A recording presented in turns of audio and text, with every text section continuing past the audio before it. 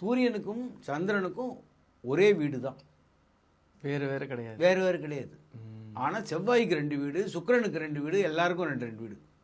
காரணம், சூரிய கலையில் ஓடக்கூடிய செவ்வாய், சந்திரகலையில் ஓடக்கூடிய செவ்வாய் என்று 2 பாகம் இருக்குது.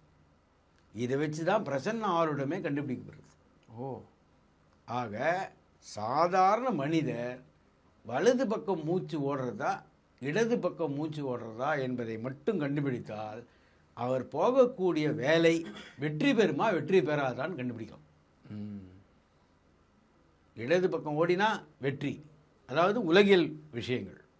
கல்வி விஷயங்களில் வெற்றினா வலது பக்கம் ஓடணும். அப்போது அவரவர் உடம்பே அவரவருக்கு ஜோதிடத்தை கற்றுக் கொடுத்துரும். இதுதான் ரிஷிகளும் முனிவர்களும் தண்டம்னு ஒரு பொருள் வச்சுருப்பாங்க. ஆமாங்க, ஒரு சொம்பு இருக்கும், ஒரு சொம்போட சேர்த்து ஒரு தண்டம் கையில் வச்சுருப்பாங்க. அந்த தண்டத்தை வலது பக்கம் வைத்து கொண்டிருந்தால் இடது பக்கம் மூச்சு உருவாகும், இடது பக்கம் வைத்து கொண்டிருந்தால் வலது பக்கம் மூச்சு உருவாகும்.